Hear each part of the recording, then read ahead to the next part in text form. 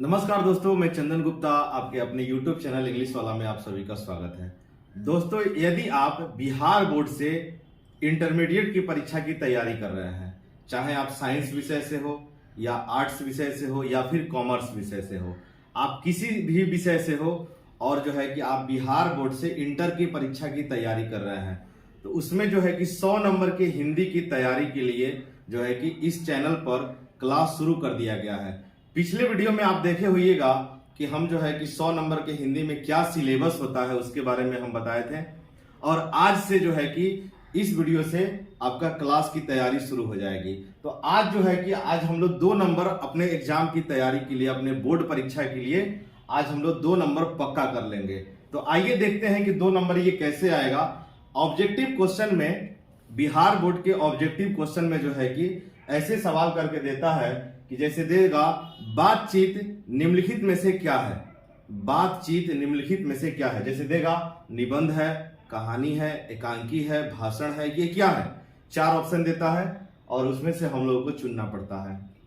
या फिर ऐसे सवाल देगा कि उसने कहा था, ये निम्नलिखित में से क्या है, कहानी है, निबंध है, एकांकी है, भाषण है, क्या है।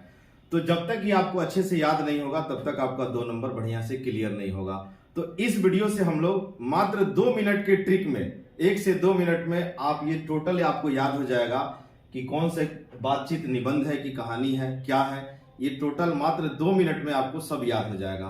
तो आइए देखते हैं। सबसे पहले जैसे कि बातचीत, आप जो है गद्य खंड में जब गद्य खंड पढ़िएगा तो उसमें दिखाई देगा कि बातचीत निबंध है, उसने कहा था कहानी है, संपूर्ण क्रांति ये जयप्रकाश नारायण का है, ये भाषण है, संपूर्ण क्रांति। अर्धनारीश्वर ये निबंध है, रोज ये कहानी है, एक लेख और एक पत्र ये निबंध है, ओ सदा नीरा ये यात्रा, अगर ऑप्शन में यात्रा वृत्तांत होगा तो यात्रा वृत्तांत देंगे, और नहीं तो निबंध होगा तो निबंध देंगे, और दोनों होगा तो दोनों देंगे। उसके बाद है सिपाही की माँ, ये एकांकी है, प्रगीत और समाज ये निबंध है। इसके अलावा जूठन ये दलित आत्मकथा है, हंसते हुए मेरा अकेलापन ये डायरी है, और तिरिच ये कहानी है, शिक्षा और ये शिक्षा शास्त्र है। तो इस तरह से याद करना बड़ा ही कठिन है। तो हम जो है एक ट्रिक लेकर के आए हैं। इस ट्रिक के माध्यम से आपको आसानी से याद हो जाएगा कि कौन सा चीज क्या है। तो आइए देखते हैं ट्रिक को। अगर ये आपको ट्रिक पसंद आएगा तो लाइक जरूर करिएगा और कमेंट में, अपने कमेंट में जरूर कुछ लिखिएगा कि हाँ आपको समझ में आ गया। तो आइए देखते हैं ये ट्रिक क्या है। इसके लिए आपको एक सबसे खतरनाक ट्रिक हम बनाए हुए हैं, आपको याद रखना है। ये ट्रिक क्या है कि उसने रोज तिरछी नजरों से कहा था, इस चीज को ध्यान रखना है। उसने रोज तिरछी नजरों से कहा था, ये आपको ऐसा ही याद रहेगा। उसने रोज तिरछी नजरों से कहा था, उसने रोज तिरछी नजरों से कहा था। आइए समझते हैं। उसने का मतलब यह हुआ, उसने रोज तिरछी नजरों से कहा था, इसको दिमाग में रखना है। उसने का मतलब हुआ उसने कहा था, उसने का मतलब उसने कहा था, ऐसे समझिएगा। रोज का मतलब रोज, इसमें रोज है वहां पर। तिरछी का मतलब तिरछ, आइए नजरों से ये समझिए कि फालतू है, ऐसे ही एक्स्ट्रा है। और कहा मतलब कहानी, उसने रोज तिरछी नजरों से कहा था, उसने का मतलब उसने कहा था, रोज का मतलब रोज, तिरछी का मतलब तिरछ, और कहा का मतलब कहानी। इसका मतलब आपको ये ध्यान में रखना है कि उसने कहा था और रोज और तिरछ ये तीनों का तीनों कहानी है।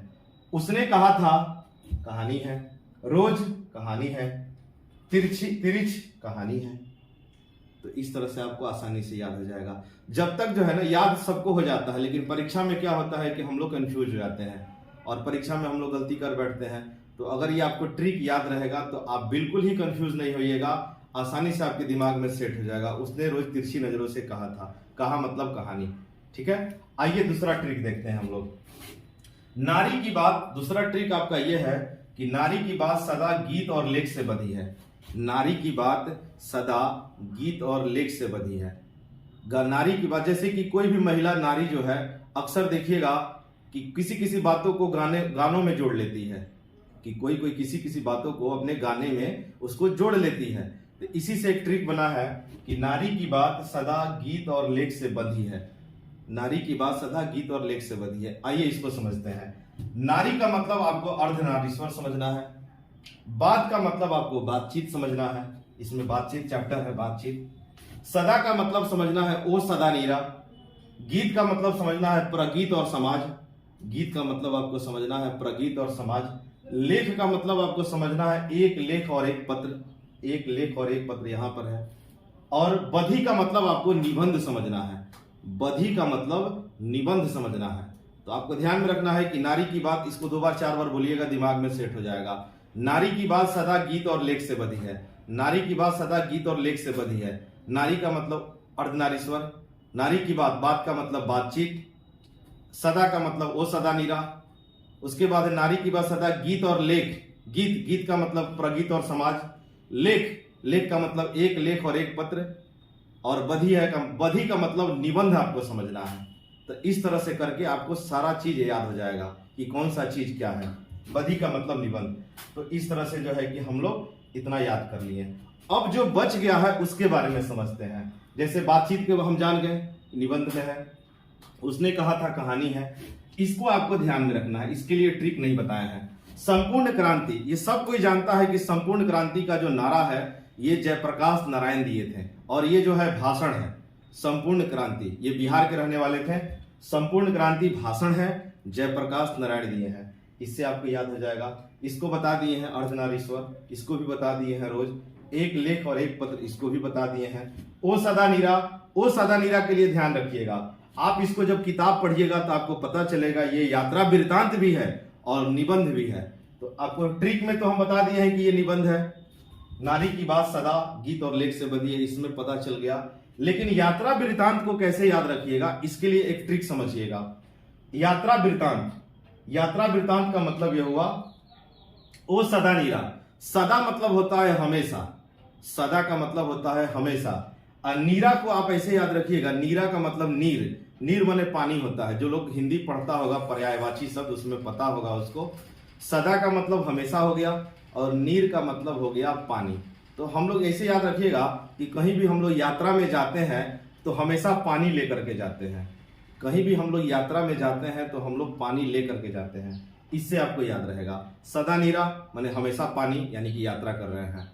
तो यात्रा वृत्तांत में भी चला जाएगा और निबंध में तो हम आपको ट्रिक से समझा ही दिए हैं। अगला है सिपाही की माँ। इसके लिए भी हम ट्रिक नहीं बनाए हैं इसमें।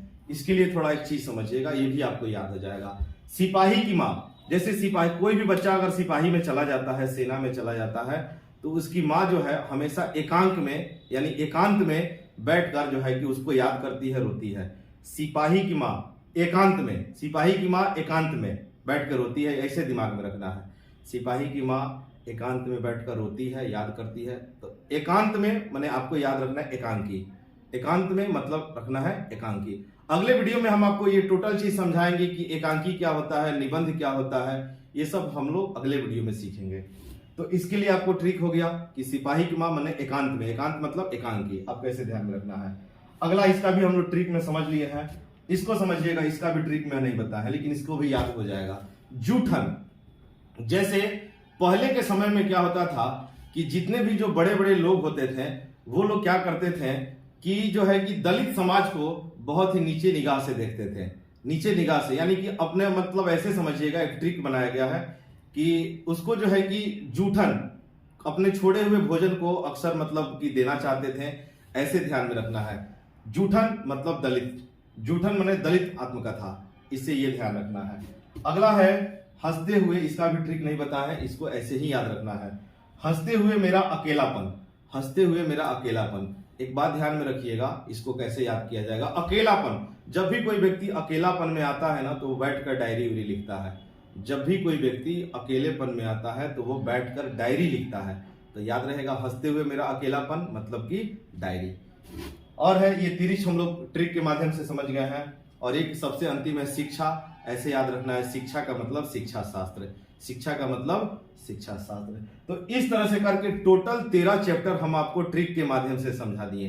तो शायद हमको लग रहा है कि 2-4 बार आप प्रैक्टिस करिएगा, आप इसको बार बार लिख करके प्रैक्टिस करिएगा, ये टोटल आपको याद हो जाएगा। और परीक्षा में आएगा तो आप कंफ्यूज नहीं होइएगा और आराम से आपका 2 नंबर पक्का हो जाएगा। तो ये ट्रिक आप जो है कि अच्छे से याद कर लीजिएगा, या फिर इसका स्क्रीनशॉट भी आप ले सकते हैं, ठीक है। और ये आपको दोस्तों वीडियो कैसा लगा और हमको कमेंट के माध्यम से जरूर बताइएगा। अगर आपको वीडियो पसंद आया हो तो इस तरह का और भी ढेर सारा ट्रिक जानने के लिए और ढेर सारा जैसे कि हम लोग ग्रामर व्याकरण पढ़ेंगे अंग्रेजी में या फिर हिंदी में, तो उसके लिए भी आपको बहुत सारा ट्रिक हम बताएंगे, जिससे कि जैसे कि संधि बनाना और जो है कि नाउन प्रोनाउन ये सब चेक करना हिंदी में आता है। वो सारी चीजों को, जितने भी व्याकरण के चैप्टर है, वो सब चीजों को हम लोग ट्रिक के माध्यम से सीखेंगे और बिल्कुल ही आसान तरीके से समझिए कि आपका हिंदी का तैयारी होगा। और हिंदी में जो है कि ऐसे भी बच्चे मिले हैं क्लास में कि जो 100 नंबर में 98 99 तक भी पहुंचे हैं लोग। तो इस तरह से हिंदी में बस एक चीज ध्यान रखना है आपको कि हिंदी में शुद्धता का ध्यान रखना है। हर्षई दीर्घई ये सब शुद्ध लिखने का ध्यान रखिएगा। जल्द ही जो है कि इसका भी वीडियो अपलोड होगा कि हम लोग हिंदी में शुद्ध कैसे लिखते हैं। इसके लिए भी एक ट्रिक है, टेक्निक है कि जिसके माध्यम से हम लोग गलतियों को नहीं करेंगे लोग। तो आप हमें कमेंट के माध्यम से जरूर बताइएगा कि आपको वीडियो कैसा लगा। अगर आपको वीडियो पसंद आया हो तो हमारे चैनल को सब्सक्राइब करिए और इस तरह का ढेर सारा और भी वीडियो देखिए। थैंक यू दोस्तों, जय हिंद।